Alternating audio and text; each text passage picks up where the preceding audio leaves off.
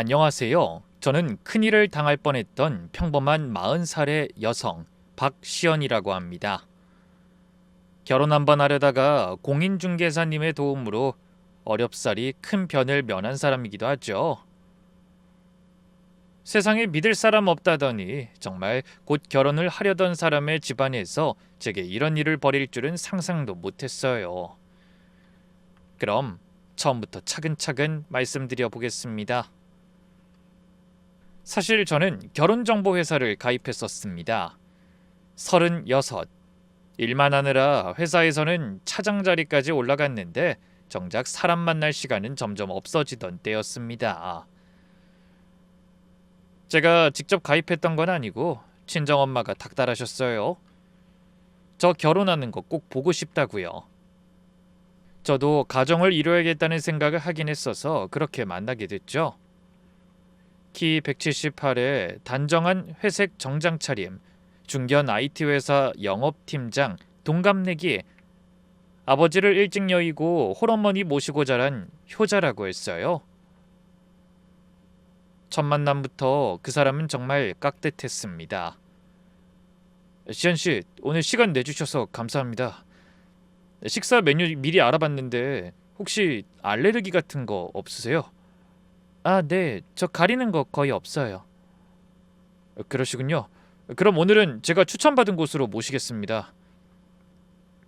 회식 자리에서도 술을 한 잔도 안 드셨고 11시면 어김없이 일어나시더라고요. 시연씨, 죄송하지만 전 이쯤에서 일어나야 할 것 같아요. 어머니가 기다리고 계셔서요. 아, 네. 들어가세요. 어머님께도 안부 전해드려요. 그 모습에 우리 어머니가 한 번에 반하셨어요. 시연아, 너무 괜찮은 남자 아니니? 깍듯하고 정중하고 멋있고. 엄마, 만난 지 2달밖에 안 됐어. 2달이면 짧지도 않아. 잘해봐, 응? 그렇게 1년 6개월을 더 만났습니다. 그 사람한테 단 한 번도 불쾌한 순간이 없었어요. 약속에 늦은 적도 없고 화내는 모습도 본 적이 없고, 제가 야근하는 날이면 회사 앞까지 와서 도시락을 두고 가는 사람이었거든요. 단 하나, 한 달에 한 번꼴로 일주일씩 연락이 좀 뜸해지는 시기가 있긴 했습니다. 자기야, 이번 주말은 어머니 모시고 시골에 좀 다녀와야 할 것 같아. 큰이모님이 편찮으셔서. 아, 그래? 잘 다녀와. 어머님께도 안부 전해드리고. 미안해 자기야. 다녀와서 맛있는 거 사줄게. 효자라서 그런가 보다. 그저 그렇게만 생각했죠. 가정에 충실한 남자 좋잖아요. 그래서 깊이 관여하지 않았죠. 그렇게 교제 11개월 만에 처음으로 시어머니와 만나게 됐습니다. 장소는 조용한 한정식집. 별실 하나를 잡아두셨더라고요. 문이 열리고 시어머니가 들어오시는데 단정한 회색 한복에 진주 귀걸이 차림이 어찌나 우아하신지 우리 친정어머니가 자세를 고쳐 앉으실 정도였어요. 사부인 처음 뵙겠습니다. 저희 시연이가 늘 어머님 말씀 많이 했어요. 어머나 사부인, 저야말로 우리 지훈이가 시연양 얘기로 매일 귀에 못이 박힐 정도예요. 이렇게 예쁜 따님을 키우셨으니 사부인 노고가 얼마나 크셨겠어요. 별 말씀을요. 사부인이 외아들을 그렇게 훌륭하게 키우신 거에 비하면 저희야 뭐. 처음엔 화기애애했어요. 지훈 씨가 옆에서 시어머니께 반찬을 덜어드리는 모습도 보기 좋았고 저희 아버지께 술을 따라드리는 매너도 깍듯했죠. 그런데 식사가 반쯤 끝났을 무렵부터였습니다. 사부인, 그런데 시연이가 적금이 좀 있다고요? 요즘 금리가 너무 낮아서 그냥 묻어두면 손해예요. 아, 네. 시연이가 알아서 관리하고 있어요. 우리 지훈이는 저랑 같이 사니까 통장도 같이 보고 그래요. 결혼하면 양가가 다 한 식구인데 시연양 자산도 어머니가 좀 알고 계셔야 나중에 손해 안 봐요. 저희 어머니의 젓가락 움직임이 잠깐 멈추는 게 보였습니다. 그리고 사부인, 신혼집 명의 말이에요. 네, 어머님. 요즘은 절세 때문에 시댁이 잠시 명의를 보관해 주는 게 유리해요. 우리 지훈이 명의로 해놓으면 양도세니 뭐니 복잡해지거든요. 일단 제 앞으로 해놨다가 한 2, 3년 뒤에 애들 명의로 돌리는 게 깔끔해요. 저희 아버지가 잔을 내려놓으셨어요. 사부인, 그 절세법은 처음 들어보는데 어디서 들으셨는지 여쭤봐도 되겠습니까? 어머나 사돈, 부동산 일 좀 하신 분들은 다 아세요? 제 지인도 그렇게 절세하더라고요. 그 순간 지훈 씨가 부드럽게 끼어들었습니다. 어머니, 그런 얘긴 천천히 해도 되잖아요. 오늘은 그냥 식사만 하시죠. 그래, 지훈이 말이 맞다. 사부인, 제가 너무 앞서갔네요. 자, 드세요. 분위기는 다시 부드러워졌지만 돌아오는 차 안은 무거웠습니다. 아버지가 그러더군요. 시연아, 무슨 절세 방법인진 모르겠지만 일단 내가 자세히 알아볼 때까지 아무런 행동은 하지 말거라. 응? 아, 알았어요. 그래, 그런 절세 방법이 있다니 듣지도 못했어. 부모가 지불해줘서 명의를 갖고 있는 거면 또 몰라도. 저는 시어머니의 말에 신빙성이 있다고 생각하진 않았어요. 다만 시어머니가 잘 모르시는 것 같으니 나중에 제대로 사실을 알려드리자, 그 정도로만 생각했죠. 그렇게 상견례가 끝나고 2달쯤 지난 12월 초였습니다. 야근 끝나고 퇴근하던 길에 회사 빙판에서 미끄러져 발목이 부러졌어요. 응급수술을 하고 병실로 나오는데 정신을 차려보니 지훈 씨가 이미 회사에 휴가를 내고 와 있더라고요. 자기야, 어떡해? 많이 아팠지? 오빠, 회사는 어쩌고 왔어? 휴가 냈어. 우리 어머니한텐 내가 잘 말씀드릴 테니까 자기는 아무 걱정 마. 그날부터 2주 동안 그 사람은 매일 밤 병실에서 잤어요. 새벽에 진통제 시간 맞춰서 일어나서 약 챙겨주고 미음을 떠먹여주고 친정어머니가 오시면 자리를 비켜드리고 복도에서 기다리고요. 병실에서 만난 친정어머니가 그러시더라고요. 시연아, 너 남편감 하나는 제대로 만났어. 이렇게 다 늙은 예비 신부를 애지중지하는 남자가 어딨니? 내가 옆에서 보니까 아주 극성인 게 딱 좋아. 그래? 그럼 솔직히 너희 시어머니는 좀 마음이 안 갔는데 사위는 아주 마음에 들어. 그날 밤 친정 부모님이 가시고 둘만 남았을 때 그 사람이 제 손을 잡았어요. 시연아, 어? 우리 이번 봄에 시골리자. 진짜? 내가 자기 평생 책임질게. 우리 어머니한텐 내가 잘 말씀드릴 테니까 자기는 아무 걱정 말고. 전 그 자리에서 고개를 끄덕였습니다. 그게 제 인생 최악의 실수가 될 줄은 그땐 정말 몰랐어요. 결혼이 결정된 다음 날부터 모든 일이 이상하게 빨라지기 시작했습니다. 시어머니가 매일같이 전화를 거셨어요. 시연아, 신혼집 좋은 매물 나왔는데 이번 주말에 같이 보러 가자. 어머님, 저 아직 깁스 안 풀려서 못 가요. 그럼 내가 일단 보고 사진 보내줄게. 좋은 거 금방 빠져. 네, 그러세요. 그 다음 주에도 또 전화가 왔어요. 시연아, 그 신혼집 등기랑 보증보험 가입 같이 처리하려면 인감증명서 3통이랑 인감, 신분증, 사본 있어야 해. 최대한 미리 챙겨놓는 게 좋아.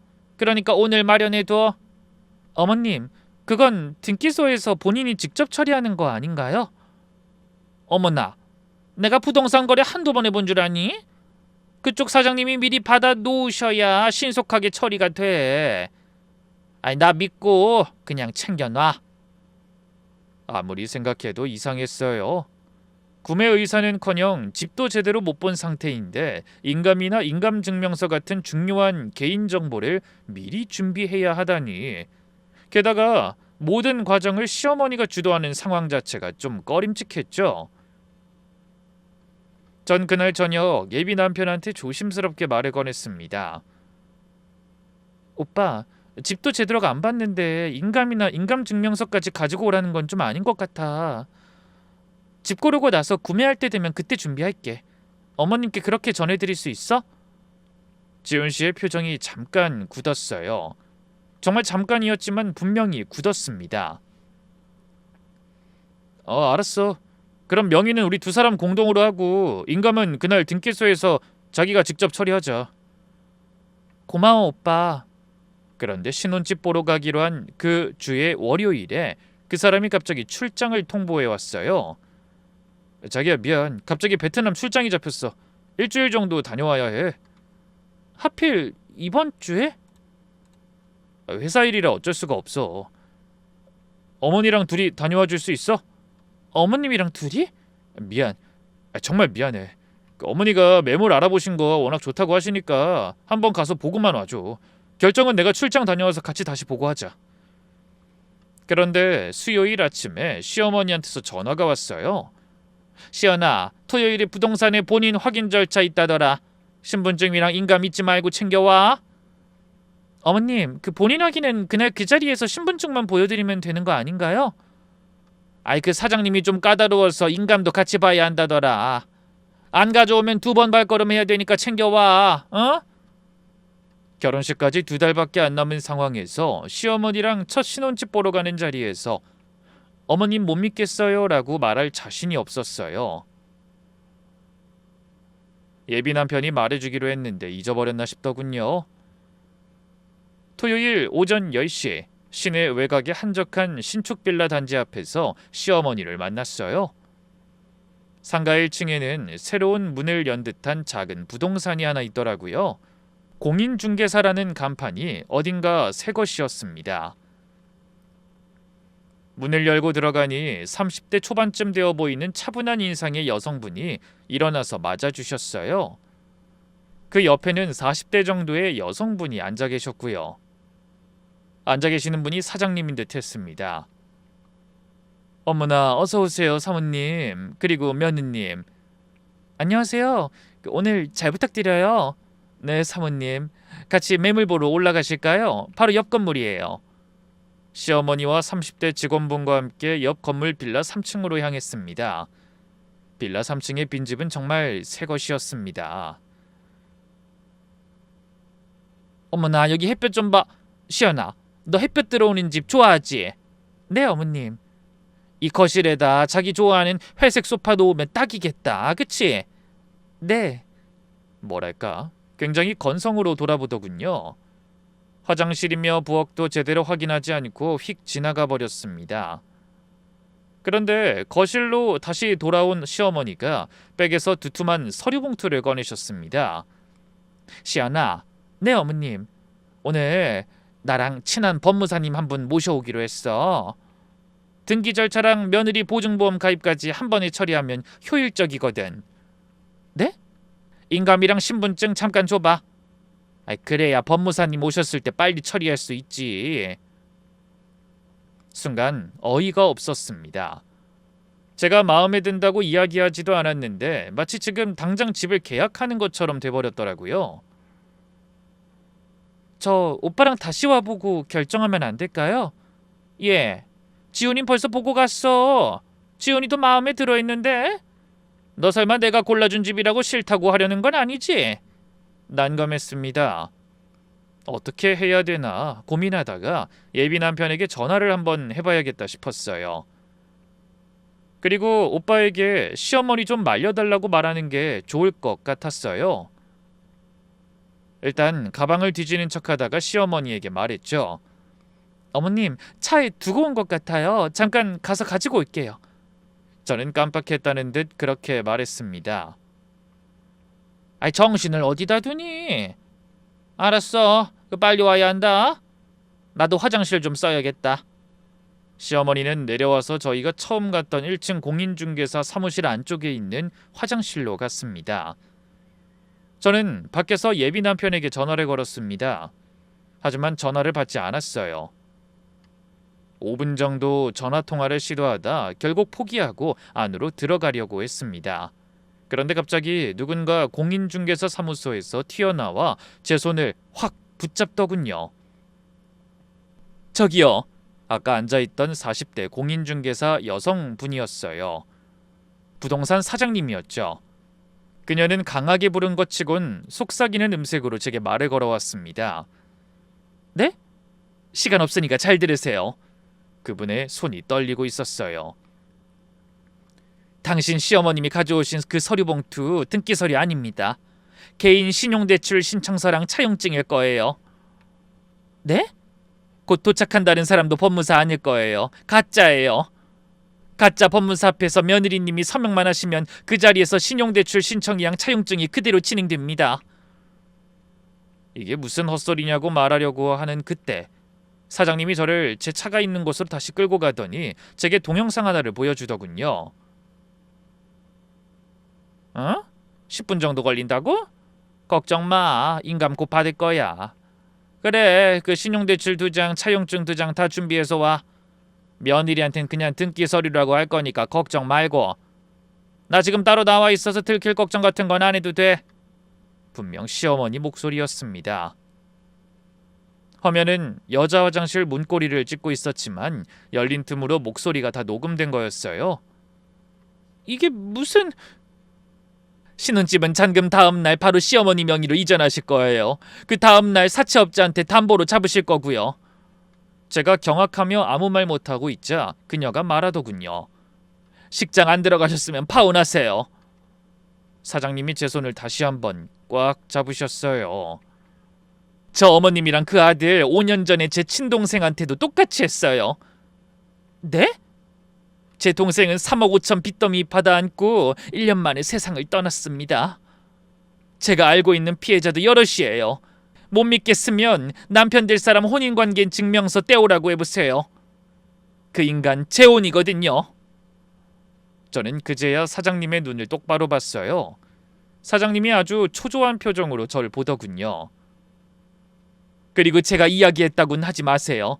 차라리 익명의 전화를 받았다고 하시고요. 자, 지금 도망치세요. 사장님이 빠르게 속삭였습니다. 저 사람들 악착 같아요. 세 사람이 사모님 구워 삶아서 어떻게 해서라도 인감이며 신분증 이용할 사람이라고요. 그러니까 빨리요. 저는 당장에 차로 향했습니다.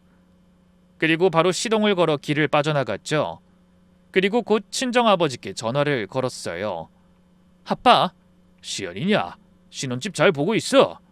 아빠, 중요하게 할 말 있어요. 일단 친정으로 갈게요. 아빠 집에 계시죠? 대체 무슨 일인데 목소리가 이렇게 떨려? 우리 집으로 와. 그렇게 전화를 끊고 5분이 지났을 때 시어머니의 첫 부재중 전화가 왔습니다. 10분 후 두 번째, 20분 후 세 번째, 1시간 만에 부재중 전화가 38통이 쌓였어요. 음성 메시지가 처음엔 의아한 목소리였습니다. 어디 갔니, 시연아? 화장실에서 나왔는데 사람이 없네. 시연아, 어디야? 사장님도 어디 가셨다고 하시네. 어른이 통화 좀 한 사이에 인사도 없이 가버린 거야? 뒤로 갈수록 목소리가 달라졌어요. 이게 어른한테 할 짓이야? 인사도 없이? 너 진짜 이러면 안 되지? 친정에 도착해서 거실 바닥에 주저앉아 부모님께 모든 걸 토해냈을 때 저희 아버지는 엄청나게 화내셨어요. 사기? 재혼? 이게 다 무슨 소리야? 그 사장은 믿을 만한 사람이야? 생판 남인데 그런 이야기 해준 거 보면 믿을 만한 사람은 맞는 것 같아요. 아버지는 공인중개사 사장님을 한번 봐야겠다고 하시더군요. 그런데 그날 저녁 예비 남편이 친정집 초인종을 눌렀습니다. 저는 방에서 인기척만 듣고 있었고 친정아버지가 문을 여셨어요. 자네 왔는가? 아버님 죄송합니다. 출장 일정 끊고 급히 돌아왔습니다. 들어오게. 거실로 나가니 지훈씨가 굳은 얼굴로 소파에 앉아 있었어요. 평소엔 정장 차림을 흐트러뜨리지 않는 사람이 그날은 셔츠 단추가 풀려있고 머리도 정돈이 안 됐더라고요. 자기야, 어떻게 된 거야? 어머니가 종일 전화를 하시는데 왜 전화를 안 받아? 무슨 일인데 중간에 도망치듯 간 거야? 오빠, 나한테 솔직히 말해줘. 뭘? 어머님이 오늘 그 자리에서 뭘 하려고 하셨던 건지 알지? 예비 남편이 잠시 침묵하다가 입을 열었어요. 자기야, 우리 어머니가 꽤 흥분하신 건 맞아. 그런데 당신한테 뭔가 하려고 그런 건 아니야. 그냥 집이 좋아 보여서 계약을 하고 싶었던 거지. 당신 의견 충분히 묻지도 않고 계약하려던 건 잘못된 게 맞아. 그래서 엄마한테 사과하라고 나도 말했어. 그러니까 당신도 좀 이해해줘. 앞으로 그럴 일 없을 거야. 그때 저희 친정아버지가 폰을 보고 있다가 불현듯 얼굴을 들어 예비 남편을 쳐다봤습니다. 자네 오늘 어디 있었나? 네? 베트남 출장 중이었다면서. 출입국 사실 증명서 한번 보여주게. 아니면 여권이라도. 예비 남편의 손이 잠깐 떨렸어요. 핸드폰을 만지작거리더니 지금 회사 시스템이 주말이라 라고 얼버무리는 거예요. 그때 제 눈에 예비 남편의 가방 밖으로 빠져나온 영수증 한 장이 보였습니다. 저는 그 영수증을 꺼내 한번 보고는 예비 남편에게 물었어요. 오빠, 이게 뭐야? 지훈 씨의 얼굴이 새파랗게 질렸습니다. 이건 영수증에 적혀있던 건 강원도 정선의 한 호텔이었어요. 베트남이 아니라 정선에 있었어? 그게... 예비 남편이 우물쭈물하자 아버지가 말했습니다. 자네 이 호텔에 다른 여자랑 같이 있었나? 갑작스러운 말에 저도 놀랐지만 예비 남편은 더 놀란 듯 눈이 흔들리더니 곧 그 자리에서 무릎을 꿇었어요. 아닙니다, 장인어른. 정말로 그런 일은 없었습니다. 그래, 아닐 수도 있겠군.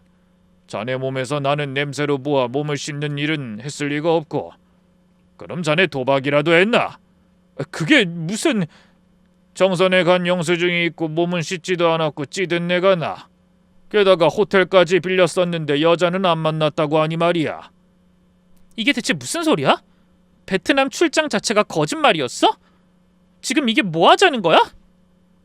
출장은 거짓말이고 잠깐 강원도 갔다 온 것뿐이야. 그리고 엄마한테 연락받고 자기한테 바로 찾아온 거고. 강원도를 가면 그냥 이야기를 하고 가면 되지 왜 날 속인 건데? 그게 문제잖아 지금. 하지만 예비 남편의 당황한 모습과 말투는 속일 수 없이 투명했습니다. 그에 대해 더 이상 이야기하고 싶어하지 않는 표정이더군요. 그리고 혹시 오빠도 알고 있었어? 어머님이 나한테 사기치려던 거?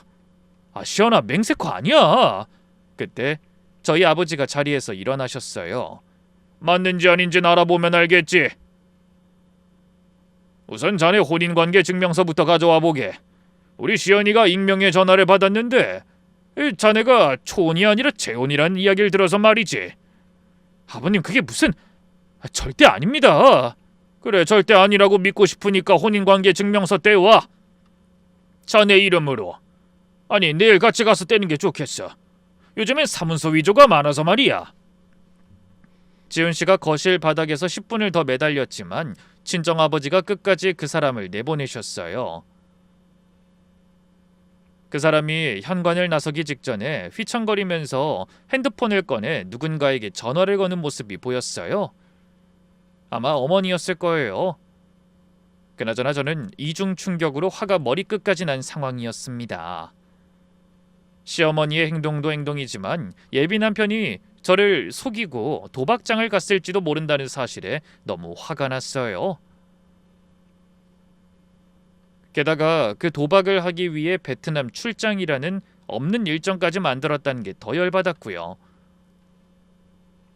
문이 닫히는 순간 저희 어머니가 저를 끌어안고 우셨고 저도 그제야 처음으로 울었습니다. 결혼은 끝났다는 걸 그 순간 처음으로 입 밖에 내지 못한 채 둘 다 알고 있었어요. 그리고 다음 날 아침 친정 초인종이 울렸어요. 누구세요? 사돈, 저 지훈이 어미예요. 새벽부터 죄송한데 잠깐 얘기 좀 했으면. 문을 열자 시어머니가 단정한 정장 차림으로 서 계셨어요. 화장도 빈틈없이 하시고 진주 귀걸이까지 차고 오신 거예요.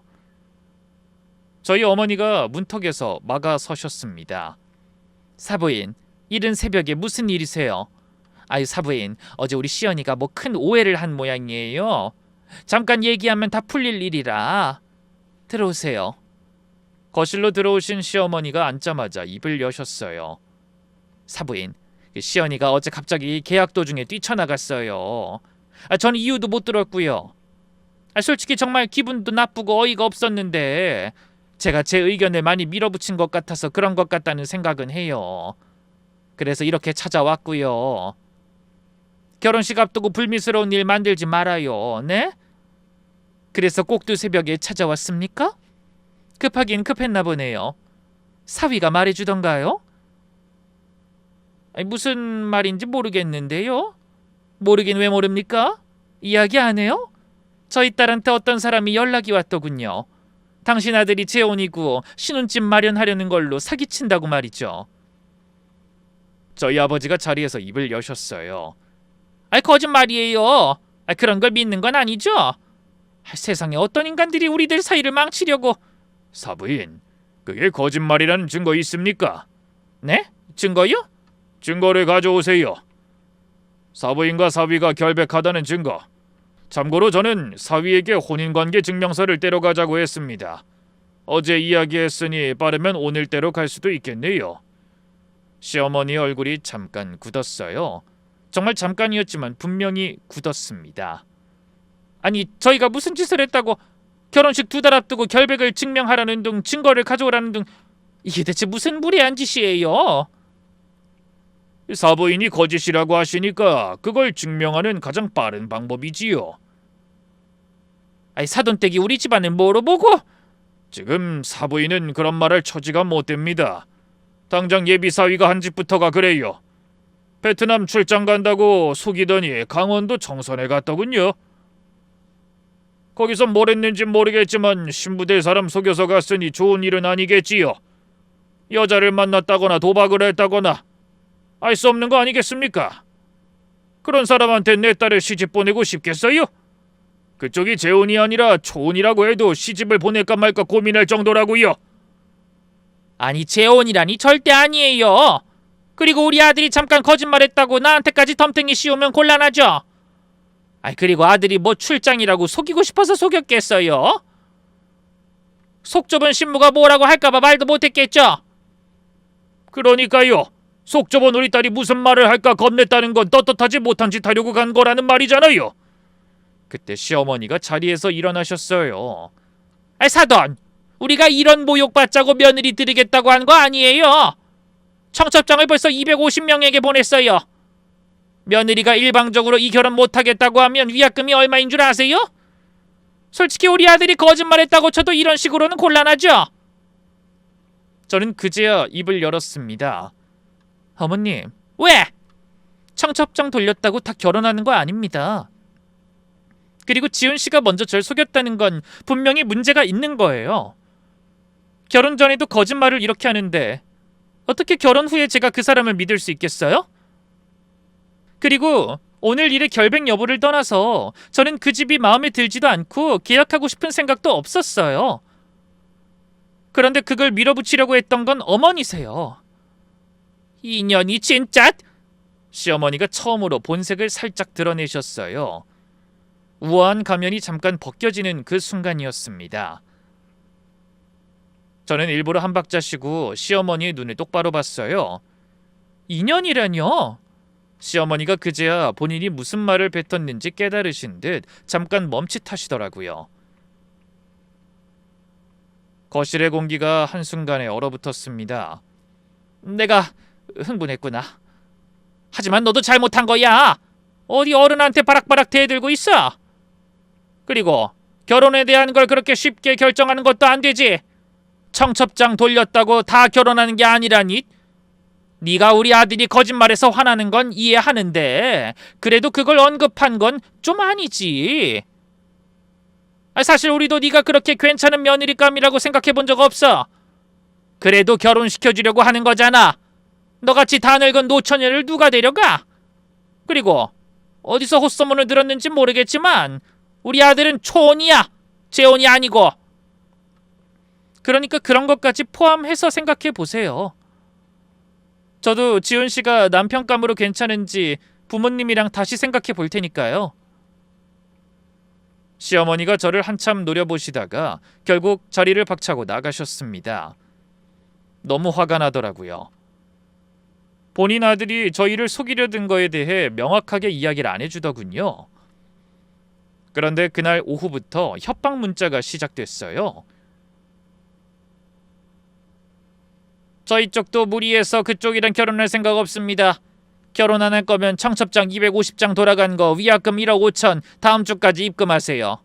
안 그럼 당신네들 동네에 딸 평판 다 깨버릴 거예요.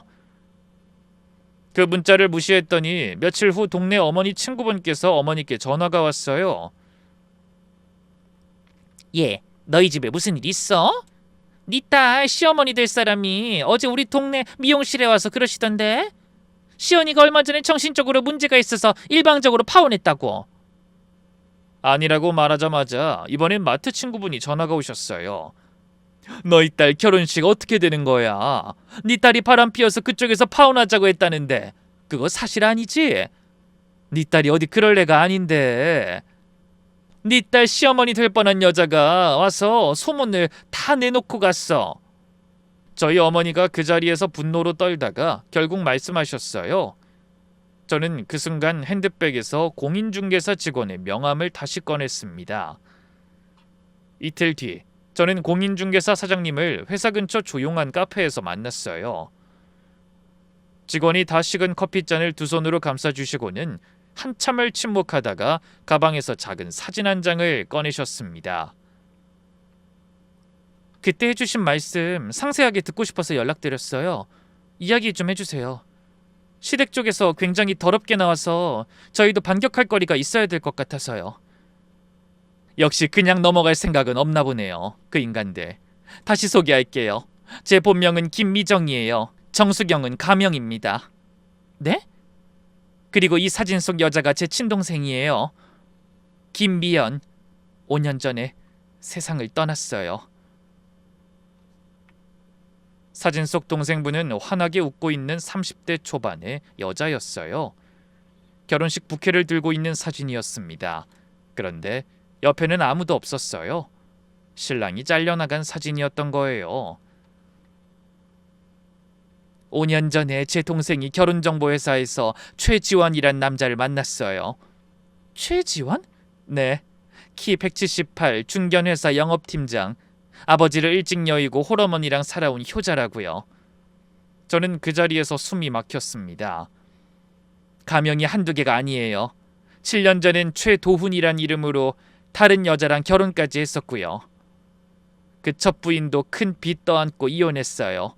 그리고 5년 전 제 동생, 3, 4년 전에 부산에서 한 명 더, 그리고 이번에 당신. 당신이 네 번째였어요. 충격으로 말을 잇지 못했습니다. 네 번째라니. 제 동생은 결혼 한 달 전에 신혼집 보러 갔어요. 그 자리에서 법무사가 등장해서 등기 절차 마지막 서류라며 내장을 서명시켰고요. 그 내장이 신용대출 신청서랑 차용증이었어요. 일주일 뒤 그 남자는 참적했고요. 저와 비슷한 상황이었습니다. 동생 통장에서는 1원도 안 들어왔는데 동생 명의로 3억 5천만 원의 대출이 생겼죠. 채권자들이 동생 회사로 친구 집으로 우리 부모님 집으로 찾아왔어요. 동생은 죄책감과 우울을 견디지 못했죠. 사장님의 손이 떨리고 계셨어요. 저도 모르게 사장님의 손을 잡았습니다. 저는 궁금했던 걸 하나 물어봤습니다. 그런데 시어머님이 그쪽 얼굴을 어떻게 못 알아보셨어요? 5년 전에 동생분이 결혼 준비하실 때 부모님이나 가족분들 만나보셨을 거 아니에요. 동생이 결혼 준비하던 그 시기에 저랑 좀 다툼이 있어서 절연 상태였어요. 부모님 봉양 문제로 크게 싸웠거든요. 동생이 결혼하면 부모님 모시기로 했었는데 그 약속을 깬다고 제가 동생을 몰아세웠어요. 동생이 일이 터지고 친정으로 잠깐 왔을 때 저한테 한번 연락을 시도했었어요. 근데 제가 안 받았죠. 한 번이 아니라 3번을요. 그게 동생이 저한테 마지막으로 한 연락이었어요. 동생이 떠나고 일주일 만에 저한테 연락이 안 온다는 걸 깨달았고 부모님한테 가서야 동생이 어떻게 됐는지 알았어요. 그때부터였어요. 제가 부동산 일을 시작한 게. 그래서 저는 일부러 사투리도 약간 섞고 시골 출신 아주머니 흉내를 내고 부동산 간판도 새로 차려놓고요. 시어머님이 자기가 며느리감을 잘 알아본다고 자만하시는 분이라 본인이 사냥당할 수도 있다고는 전혀 의심을 안 하시더라고요. 계속 뒤를 쫓고 계셨군요. 네, 부동산 일을 하다 보면 시어머님 같은 사람들이 어디서 매물 보러 다니는지 어떤 패턴으로 일을 벌이는지 보이거든요. 어떻게요? 부동산 매물 조회 시스템이 있어요. 부동산끼리 서로 조회할 수 있는 데이터베이스가 있는데 그쪽에 시어머님이 최근 시외곽 신축 빌라들을 집중적으로 문의하시는 흔적이 남아 있어요. 그리고 그분이 모든 매물에서 똑같은 질문을 하셨어요. 잔금 다음 날 명의 이전 가능한지, 며느리 본인 확인 없이 미리 서명할 수 있는지, 법무사 추천이 필요한지, 정상 매수자는 절대로 안 하는 질문이에요. 게다가 같은 빌라 단지 다른 호수까지 통장에 보여달라고 하셨어요. 실거주자가 아니라 그냥 어디든 거래만 빨리 되면 되는 사람의 패턴이거든요. 하긴 매물 따위는 필요 없었겠죠. 건성으로 집을 돌아본 게 이해가 되는 설명이었습니다. 5년 전 제 동생 때랑 똑같았어요. 전 그 패턴 보자마자 시어머님이라는 걸 확신했고요. 정말 치가 떨리는 일이었습니다. 게다가 그분이 증거라고 보여준 것들에는 너무도 명확한 사기의 결과가 남아 있었어요. 특히 남편과 시어머니가 그분의 동생과 찍은 결혼 전 여행 사진. 그게 너무도 결정적이었어요. 혼인신고도 안 하고 결혼식부터 올렸다고 하더군요. 혼인신고하면 법적으로 엮이니 그 전에 돈 가지고 도망간 거였어요. 그 다음 주 사장님이 저를 처음으로 다른 두 분께 소개해 주셨어요. 장소는 제 친구인 미경이의 변호사 사무실 회의실이었습니다. 문을 열고 들어가니 30대 후반쯤 되어 보이는 단발의 여자분과 40대 중반쯤 되어 보이는 짧은 머리의 여자분 두 분이 앉아 계셨어요. 안녕하세요. 전 박시연이라고 합니다. 단발의 여자분이 먼저 입을 여셨어요. 안녕하세요. 전 그 사람의 첫 부인이었어요. 첫 부인이요? 네. 7년 전 그 사람과 결혼했어요. 혼인신고도 했고요. 1년 6개월 만에 이혼했고 이혼할 때 1억 4천만 원 빚을 떠안고 나왔어요. 그때 전 임신 중이었어요. 시어머니가 매일 새벽 5시에 절 깨워서 자기 발 마사지를 시키고 식사 준비시켰어요. 임신 7개월 때부터요. 결국 아기가 유산됐고요. 시어머니가 그 다음 날부터 아기도 못 지키는 며느리라며 본격적으로 절 몰아냈어요. 그리고 이혼할 때 신혼집 명의가 시어머니 앞으로 되어 있다는 걸 그제야 알았죠. 옆에 앉으신 분이 짧은 머리를 쓸어 넘기며 말씀하셨어요. 전 부산 사람이에요. 3년 전에 그 인간을 만났어요. 결혼식 한 달 앞두고 신혼집 보러 갔는데 그 자리에서 법무사라는 남자가 와서 서류 서명하라고 하더라고요. 제가 그 자리에서 왜 등기 서류를 한 번에 4장이나 서명하느냐고 물었더니 그 법무사가 더듬더듬 하더라고요. 제가 그 자리에서 그냥 가방 들고 나왔어요. 나오면서 경찰에 신고하겠다고 했더니 그 다음날 그 남자가 잠적했어요. 저는 운이 좋았어요. 빚도 안 떠안고 결혼식도 취소하고 그냥 끝났죠. 근데 그 사람들이 또 누군가한테 그러고 있을 거라고 늘 마음이 걸렸어요. 그러던 차에 사장님이 연락을 주신 거고요. 그때 사장님이 말하더군요. 시연씨, 그날 시연씨 시어머니가 화장실에서 통화한 음성, 신용대출과 차용증 관련한 통화 내용, 그날 그 자리에서 어떤 일이 벌어졌는지 한 장면도 빠짐없이 다 남아있어요. 그리고 다른 분들, 제 여동생 관련된 증거도 모두 가지고 있죠. 솔직히 지금까지 못 찾아서 저희가 소송도 못하고 신고도 못했지만 지금은 할 수 있어요. 시연씨만 도와주신다면요. 저는 그 이야기를 듣고 깨달았습니다. 여기 있는 피해자들은 모두 시어머니와 남편을 잡고 싶어 했고 그들이 도망가는 걸 막아줄 수 있는 사람은 저뿐이었어요. 제게 그 역할을 바라고 있더군요. 저는 굳게 결심했습니다. 다른 사람을 위하는 게 아니라 사기를 치려고 저를 이용한 사람들에게 저도 한 방 먹여주고 싶었거든요. 저는 변호사인 제 친구와 이야기를 했어요. 그 두 사람에게 복수할 좋은 방법 없냐고요. 그랬더니 친구가 그러더군요. 너희 시어머니가 청첩장 돌렸으니 책임지라고 돈 내놓으라고 너희 부모님 협박했다고 그랬지? 그 청첩장을 이용하는 건 어때? 어떻게? 내가 계획한 건 결혼 취소 안내문을 보낼 연락처거든. 아마 흥신소에 의뢰해서 조사를 좀 하긴 해야 할 것 같아. 시댁 측 명단에 있는 시댁 측 친척, 시어머니 다니던 교회, 사업하시던 동업자 모임 명단이 필요해. 그리고 네 남자친구였던 그 인간 친구들과 동료들 연락처도 필요하지. 다 있을 필요는 없고 각 모임별로 한두 명 정도만 알아도 괜찮아. 그 사람들이 전달하도록 하면 되니까. 취소 안내문? 응. 청첩장 받았던 모든 사람한테 결혼이 취소되었다는 안내문을 보낼 거야. 시댁 관련된 사람들 모두 한날 한시에 진실을 알게 되는 거야. 명예훼손 안 되겠어?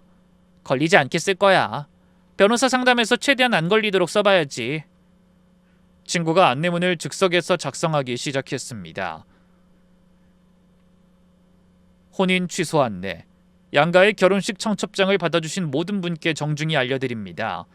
신랑 측의 중대한 사실 은폐와 사기 시도가 확인되어 부득이하게 본 혼인을 취소하게 되었음을 알려드리는 바입니다. 신부 측의 일방적인 사유가 아님을 분명히 말씀드리며 양가 어른들의 사정상 자세한 내용은 별도로 안내드리지 못함을 양해 부탁드립니다. 신부 측 박시연 외 1동 문의 법무사 사무소.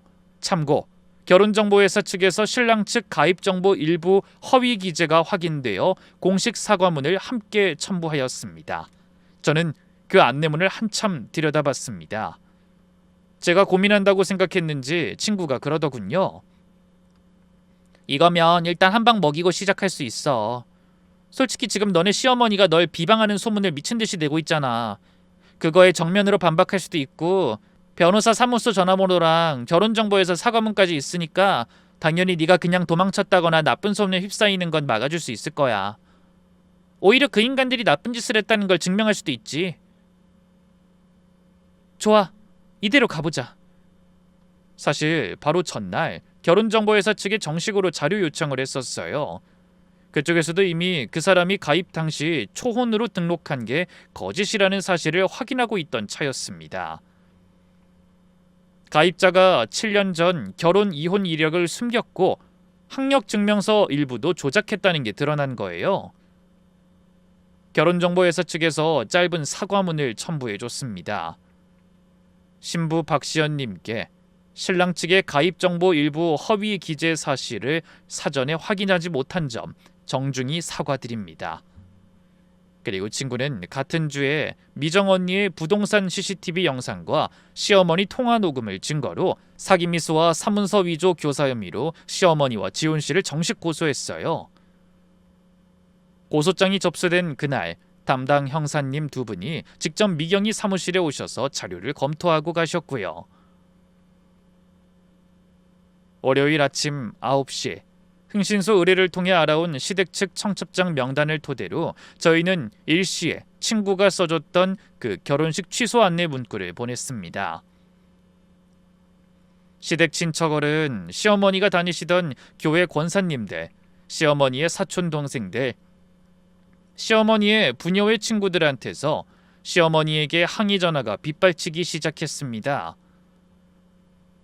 예비 남편의 전화 또한 불이 나도록 울렸을 겁니다. 그걸 알게 된 건 그날 저녁 시어머니로부터 온 전화 덕분이었죠. 박시연, 너 진짜 미쳤구나. 이년아, 너 이거 무사할 줄 알아? 우리 집안 망신 다 시켜놓고 너 혼자 잘 살 수 있다고 생각하니? 우리가 뭘 그렇게 잘못했는데? 내가 너 그냥 안 둔다. 내가 너 어떻게든 복수할 거야. 이 망할려나. 복수는 제가 해야지 왜 어머님이 하세요? 그리고 당신네 집안 망신시킨 건 당신 아들이랑 당신이지. 저는 코웃음 치며 시어머니와의 대화 내용을 녹음했습니다. 청첩장 안내문이 발송된 지 일주일 뒤 시어머니가 변호사 명의로 친정에 내용 증명을 보냈어요. 위약금 협상을 정식 자리에서 진행하자는 내용이었습니다. 친구가 그날 저녁 저희 부모님 댁에 와서 작전을 짰어요. 시연아, 어머님 아버님, 시어머니 측이 협상 자리를 원하신다는 것 자체가 우리한텐 기회예요. 무슨 기회? 이번에 우리가 자리를 정합니다. 그리고 그 자리에 누구를 부를지도 우리가 정해요. 우리한테 유리하게요. 저희 아버지가 물으셨습니다. 어디서 하든 누굴 부르든 유리할 것까진 없지 않냐? 아니죠, 아버님. 그쪽에서는 우리가 누구와 만났는지 전혀 모르잖아요. 저쪽은 우리가 우리 결혼과 사기에 대해서만 이야기한다고 생각하겠지만 우린 아니죠. 일단 그쪽 관련 피해자가 3명이나 더 있으니까요. 게다가 우리에게 진실을 알려준 사장님이 계신 공인중개사 사무소는 시어머니 측 변호사 입장에선 위약금 협상에서 자기 의뢰인에게 유리한 위치라고 생각할 거니까 굳이 거절할 이유도 없어요. 전 그제야 친구의 작전을 이해했어요. 네. 자기가 사냥감 끌고 갔던 자리가 자기가 사냥당하는 자리가 되는 거예요.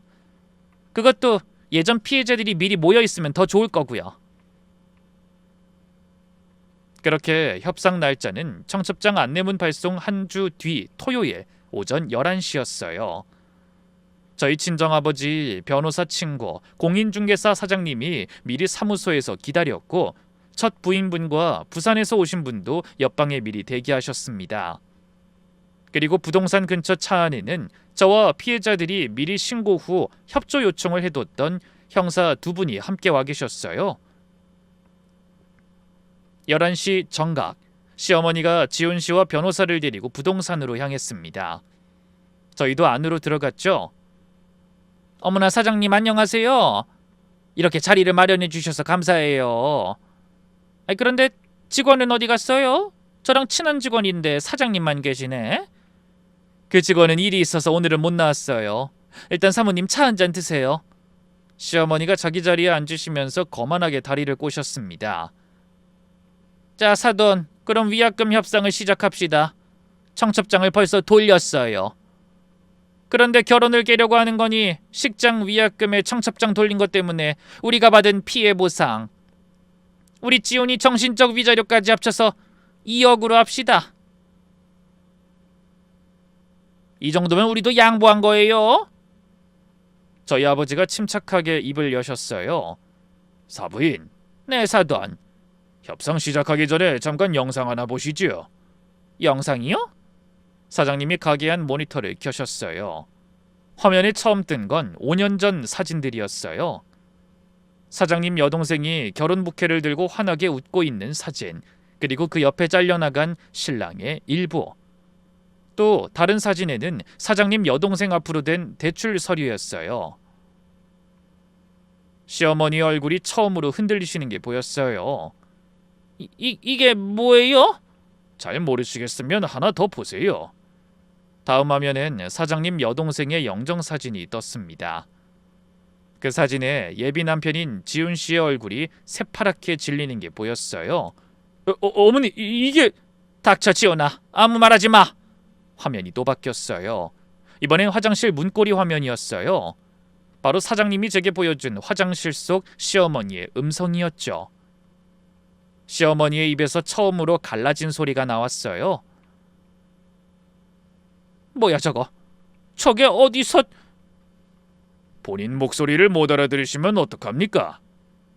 신용대출 차용증, 우리 시연이 명의로 5억 사기치려고 하셨던 거 본인 힘으로 말씀하신 거예요. 시어머니가 그 자리에서 일어나려고 하셨는데 다리에 힘이 안 들어가시는지 다시 의자에 주저앉으셨어요. 예비 남편이 그제야 시어머니께 소리쳤어요. 어머니, 또 그러신 거예요?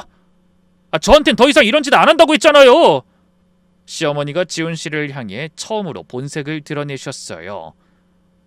이 새끼야, 이게 다 네 도박비 때문이잖아. 네가 도박만 안 했어도 내가 이런 짓을 안 했어. 마누라한테 되지도 않는 거짓말하고 카지노나 들락날락거리면서 돈이나 축내는 놈이... 어머니가 그거 가르쳐준 건 기억 안 나세요? 저 때문이란 말은 집어치우세요. 본인 사기칠 돈만 생각하면서 무슨... 입 닥쳐 이 새끼야. 너 때문에 내가 되는 일이 없어. 저희 아버지와 미경이 그리고 시어머니 측 변호사가 모두 그 광경을 잠자코 지켜봤어요. 시어머니 측 변호사의 얼굴이 점점 굳어가는 게 보였습니다. 변호사가 결국 입을 열었어요. 사모님. 왜요? 저는 이 사건에서 빠지겠습니다. 위임 계약 해지하겠습니다. 뭐요? 방금 본인 입으로 사기 인정하셨지 않습니까? 전 사기 변호는 못합니다. 그 순간 나머지 피해자분들이 천천히 걸어 나오셨어요. 안녕하세요, 어머니. 시어머니가 그분들을 보고 처음으로 의자에서 일어나려다 경악스러운 표정으로 다시 주저앉으셨어요. 너희가 왜 여기에? 시어머니가 갑자기 손으로 얼굴을 가리더군요. 사람 잘못 봤어요. 그때 사장님이 천천히 앞으로 나오시면서 처음으로 본인 명함을 시어머니 앞에 내려놓으셨습니다. 사모님, 왜요? 저는 5년 전에 사모님이 사기치셨던 그 여자 언니입니다. 시어머니가 그제야 김미정 사장님의 얼굴을 다시 한번 자세히 보셨어요. 그리고 마침내 그 우아한 가면이 완전히 박살나는 표정을 지으셨습니다. 너 날 쫓아다녔어? 날 여기로 유인한 거였어? 유인이라뇨. 5년 동안 사모님 따라다녔는데 사모님이 어느 동네 어느 부동산 가셨는지 다음 타겟은 누굴 정했는지 다 알고 있었어요. 이 미친년이. 미친년이란요, 사모님. 사기꾼 잡으려고 5년 기다린 게 미친년이에요? 사모님이 우리 동생 죽인 건 대체 무슨 짓입니까? 당신은 사기꾼이 아니라 살인자로 처벌받아야 돼. 알아? 닥쳐 이년아. 네 동생은 자기가 약해서 죽은 거야. 내가 죽인 게 아니야. 네, 그 말씀 잘하셨어요. 방금 그 말도 다 녹음됐어요.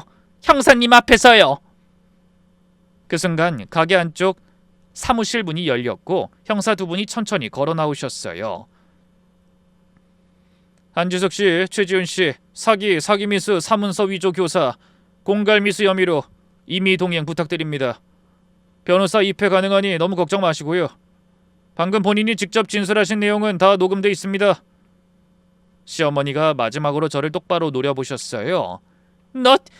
네가 날 이렇게 함정에 빠뜨렸어? 내가 가만둘 줄 알아? 저는 그 자리에서 처음으로 시어머니를 똑바로 보면서 입을 열었습니다. 가만두지 마세요. 꼭 나중에 찾아오세요. 그래야 그때 또 제 손으로 감옥에 집어넣어드리면 되니까. 솔직히 저도 이대로 감옥 보내는 게 얼마나 아쉬운 줄 아세요? 나오실 때쯤엔 이 근처에서 못 산다고 생각하고 나오세요. 들어가 계신 동안 당신이 어떤 인간인지 이 동네 사람들이 다 알도록 만들어줄 테니까. 그리고 나와서 절 괴롭히기라도 하면 저도 가만히는 안 있어요. 어머님 뒤 쫓아다니면서 무슨 일을 하든 어떤 사람을 만나든 당신 정체 다 까발려서 아무것도 못하게 할 테니까. 할 테면 해보던가요. 시어머니는 도끼 어린 제 말에 그 어떤 말도 하지 못한 채 가게 밖으로 끌려나갔어요. 예비 남편은 결백하다는 표정으로 저를 향해 용서를 빌려고 했지만 전 그런 그의 입을 막았습니다. 아무 말 하지 마. 결혼 사기나 치는 이 더러운 쓰레기야. 초혼 같은 소리하고 자빠졌네. 결혼을 몇 번이나 하려고 한 인간이 순진한 척하면서 날 가지고 놀아? 너 같은 놈이랑 결혼 안 하게 돼서 천만다행이야. 용서는 안 받을 줄 테니 앞으로 내 앞에 그 역겨운 얼굴 들이밀지 마. 알았어? 예비 남편은 결국 고개를 떨구고 형사를 따라 나갔습니다. 재판이 시작되고서야 모든 진실이 드러났어요. 시어머니는 지난 10년간 서울, 부산, 대전 세 도시를 옮겨 다니면서 결혼 사기를 시도하셨어요. 그중 2번이 성공해서 총 6억 8천만 원의 피해가 발생했고 거기에 사장님 여동생 사건도 포함돼 있었습니다. 지훈 씨는 그 모든 사건의 감형을 바꿔가며 공범으로 가담했어요. 7년 전 첫 부인 시기까지 합치면 사기에 가담한 횟수가 4번이었습니다. 가장 결정적인 증언은 가짜 법무사로 동원되었던 박철수 씨였어요. 일당 50만 원을 받고 법무사 흉내만 내달라는 부탁을 받았다고 자수하셨더라고요. 한지석 씨가 저한테 직접 전화하셨습니다. 며느리한테 서류 사인 받는 자리에서 법무사 흉내만 내면 된다. 일당 50만 원에 한 번에 2시간이면 끝난다. 라고 하셨어요. 전 그게 무슨 사기에 동원되는 건지 정말 몰랐어요. 정말 죄송합니다. 결혼정보회사 측도 지훈 씨의 가입 시 초혼으로 등록한 것이 허위였음을 인정했어요. 학력증명서 일부 위조도 함께 드러났습니다. 1심 판결이 나왔어요. 시어머니 한지숙 씨는 사기, 사기미수, 사문서 위조 교사, 공갈미수 혐의로 징역 8년형이 확정됐어요. 지은 씨는 사기, 사기 방조, 도박 혐의로 징역 5년에 첫 부인께 1억 4천만 원, 미연 씨 가족께 3억 5천만 원, 부산분 위자료까지 모두 민사배상 판결을 받았습니다. 그 사람의 도박빚 3억은 형 집행이 끝난 뒤에도 평생을 따라다닐 거고요. 판결 직후 시댁 친척들이나 시어머니의 친구, 모임 친구들이 면회를 한 번도 안 오셨다는 얘기를 친구를 통해 들었어요. 시어머니가 수감되시고 2달이 지났는데도 친언니가 단 한 번도 면회를 안 가셨대? 왜? 청첩장 안내문 받은 그날 친언니가 시어머니한테 절교 통보를 했었거든. 그 다음에 부동산에서 모든 진실이 다 드러나고 나서는 모두가 평생 본 적 없는 사람으로 정리했대. 게다가 너희 시어머니랑 네 남자친구였던 인간도 사이가 안 좋아졌고. 사이가 안 좋아져? 모자가 수감 중에 서로 다른 교도소에 있는데 지훈 씨가 감형받으려고 어머니 책임이 더 크다고 진술했대. 그래서 모자 관계가 완전히 끊어졌고. 저는 가만히 듣고 있었어요. 그 두 사람이 서로를 더 이상 보지도 못한다는 사실이 어쩌면 가장 큰 형벌이겠다는 생각이 들었습니다. 그리고 사장님이 5년간 추적해온 시어머니의 차명 부동산 2채까지 결국 압류되어 피해자분들께 일부 배상되었어요. 시어머니가 그렇게 숨겨뒀던 마지막 자산까지 모두 잃으신 거예요. 저는 손해배상 청구에서 위자료 4천만 원을 받았고 그 돈을 그대로 친정 부모님 앞으로 돌렸습니다. 엄마 아빠, 이 돈은 그동안 2달 동안 두 분이 마음고생하신 거에 비하면 한참 모자라요. 전 그제야 아버지 어깨에 머리를 묻고 한참을 울었어요. 그로부터 1년 6개월이 더 흘렀어요. 상처는 이미 아물었지만 크게 인간 불신에 걸렸는지 여전히 결혼 생각은 없어요. 그래서인지 열심히 일에 매달리다가 회사에서는 승진도 했고요. 여러분, 직감이 경고할 때는 절대 망설이지 마시고 누군가가 손을 내밀어 줄 때는 그 손을 꼭 잡으세요. 도망치는 것도 용기고 누군가의 손을 잡는 것도 용기입니다.